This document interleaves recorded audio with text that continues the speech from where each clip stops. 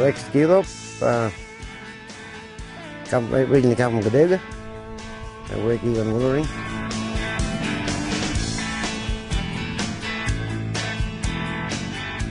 Love it.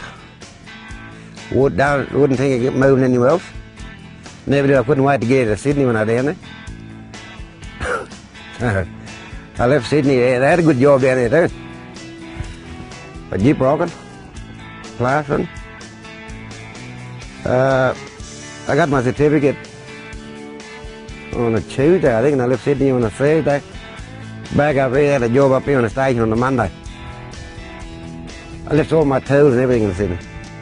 I couldn't wait to get out of it. That's how much I love out here.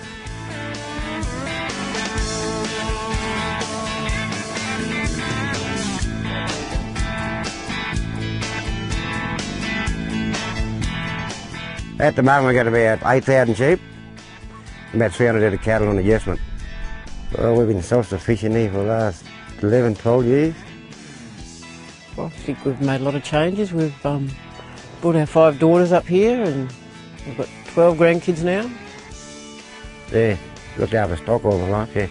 Done a lot of horse riding and I think I managed a couple of properties before. We had a lot of scalded country here. Yeah, we put the saltbush on all the scalded country. Like it come back real good. Well, originally when we started off here with a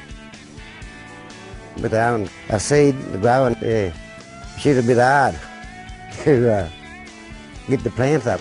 And we had to put them in by hand because we couldn't put them in the machine, to sow them back in the ground. So we had to do it all by hand. So only done that once, so we'll never do that again. You know.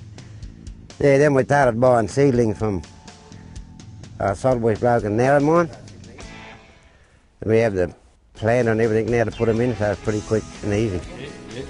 I'll close it up. When they get down there, she'll open up and drop it in the ground. In the ground. They just keep coming. Yeah, just keep going down all the time. So you'd have to be fairly quick to get it in? Yeah. I was blown away with how hard he was working, but I was really, what he'd done was really impressed me, and the saltbush paddock that he showed me. You can see what's come back here is unbelievable. Like, you've got your saltbush, but you've also got all this perennial grass that have come back with it. So you know, it's just really changed this paddock here. I reckon this paddock now would probably be the best one he's got. You got to spell it. I give it 6 months rest. If you're lucky enough to get good rain on it in that time, well, you got to spell no stock anything on it. You'll see the native grass start to grow back, and that's what the thing we aim to do all the time. Yeah, get all the native grass growing. We were done about 200, 300 acres. All up, I think he's put in about 300,000 plants. Yeah, they got very deep roots on the saltbush, and it's open. When it gets down, it could be 1 to 2 metres deep, the roots, and it opened the ground up, so the water can get down in it. It was scalded country, so to see it what it is today is, you know, just something. It's probably as good a country as you'd get anywhere. So the saltbush has worked as far as opening. I've given him drought-proofing his place, as well as being able to get these other deep-rooted perennials back into the soil as well. So if you make a property sustainable, you're looking after the property, but you're also looking after the environment, because, you know, you've got to spell country, and that's something that Rex has always been telling me. You know, people, if they don't spell country, then it's never going to recover. Well, like I said, you've got to be managed properly too. Just can't put it in and put the stock on it and let the stock eat it down.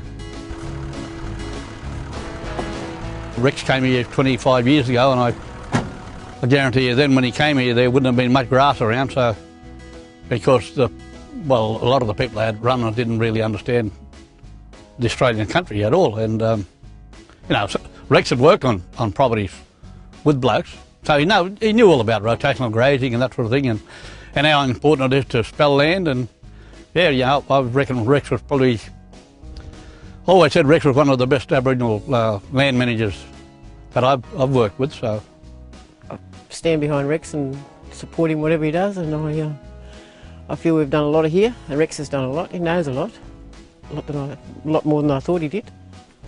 Hell of a lot, yeah.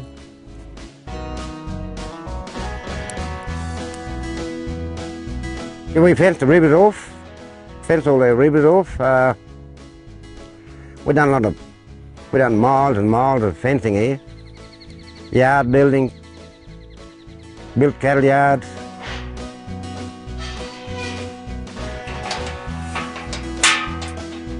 All the boys from Cadega come and give me in a landmark and mark calves and do with the fencing, yard building. Yeah, the boys from Cadega, they do appreciate the work they get here. And he's also done a fence to fence different land types out, and that is to improve biodiversity as well as looking after his stock. So. The country come back good. A lot of bird life in that area, we noticed.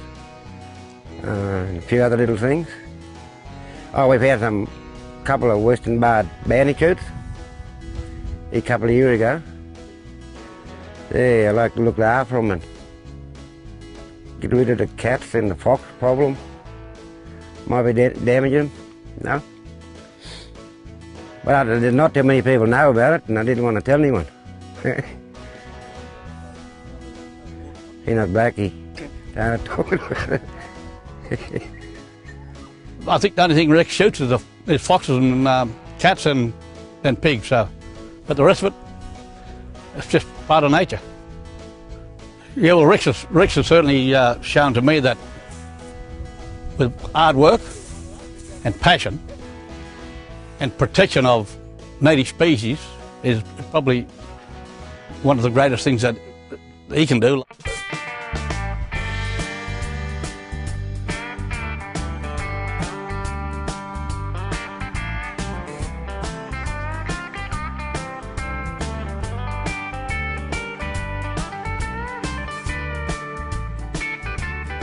I'd like to stay here for the rest of my life, yes.